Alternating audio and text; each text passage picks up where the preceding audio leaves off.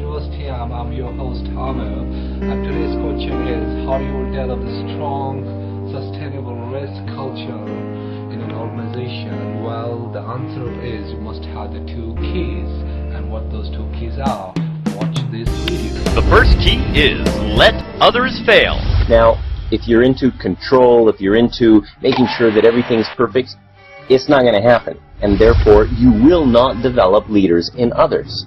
So you must let them fail. And the thing is that, see, we as human beings, we learn through our failures. We learn through the things that we do and try. And, you know, as human beings, we actually do have an ability that others just sometimes don't see. And sometimes we don't even get a chance to show that ability. If you're watching this, chances are that has happened to you. There's been a time when you know you can do something, and you just don't get the chance to do it. And there are other times when you think you can, and it doesn't quite work out, but you learned from it. And that is who we are as human beings. We are developing constantly to become better.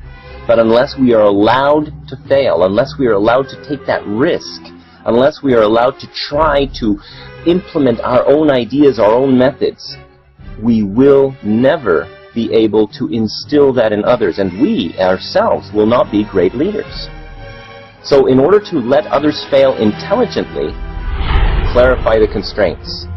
Okay? Time, budget, manpower, what do they have to work with?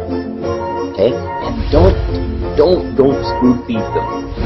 These people, you know, will get lazy if you're going to start spoon feeding people. If they know that you have the answers, they're just going to go for you for the answers. If they actually need to make a decision by themselves, they'll never do it. Why? Oh my gosh, boss isn't here. What am I going to do? Okay? Don't spoon feed them. Let them come up with the ideas. Ask them questions. Don't give them the answers directly. It will not help them to develop, and it will not help them to become better leaders. Okay? And show respect for their methods. Who are they? Some people process information differently. They have different emotional drives. They have different ways of perceiving things. Let them try it their way. Okay? Don't judge. Let them try. Be respectful of their methods.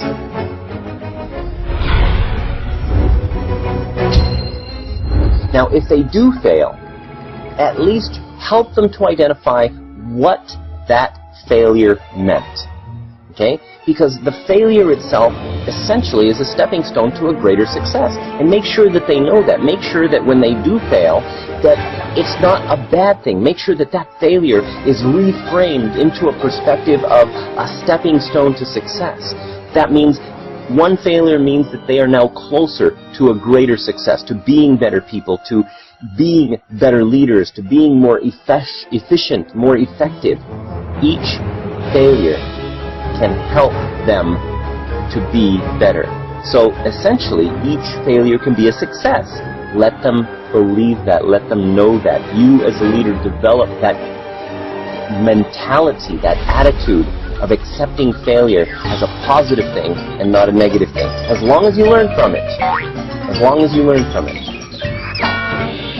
So in order to fail intelligently, make sure that they know they are allowed to make mistakes so that they will take more responsibility. Okay? And when they do learn from their mistakes, okay, make sure that they know that that is designed in order to help them to be better in the future. And be supportive in their failure. And be supportive in their failures. Develop their confidence by showing them where that failure has a positive impact. So why are these two keys important? Trust. In order to develop leadership at all levels of an organization, you must instill trust. And trust isn't going to happen if you say, oh, okay, it's all right for you to fail, and then the moment they do, wham! You grab these guys and you tell them how stupid they are and all this stuff that they did wrong and how much it cost the company and da-da-da-da-da-da. Trust comes from allowing people to make mistakes that will help them to to be better. Now, this doesn't mean let them slack off. It means allow them to take responsibility, take risks, and be better equipped to handle failures in the future.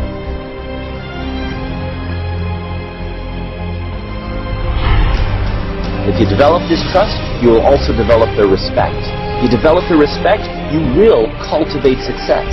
Why? Because everybody wants to be successful. Every single one of us. We desire to be successful. We desire to be trusted. And we desire to be respected. When you develop a sense of trust, people will want to earn that trust. When you develop a sense of respect, when you respect people, people will live up to those expectations of that respect. With the proper guidance that you give, the attitude of trust, the attitude of respect, the ability to feel successful will develop a strong leadership ability in others. So if you want to create leadership at all levels of your organization, create the desire for each individual to want to become, to feel that they can become a great leader. And that happens with trust. Because when people feel that you trust them, they will want to earn that trust. When people feel that you respect them, they will live up to the expectations of that respect. If you guide people to fail successfully, the emotions behind the feeling of success as an individual, as a leader, will not only help the people themselves to feel successful, but it will change the attitudes and the perceptions of everybody in that organization. Start failing successfully today.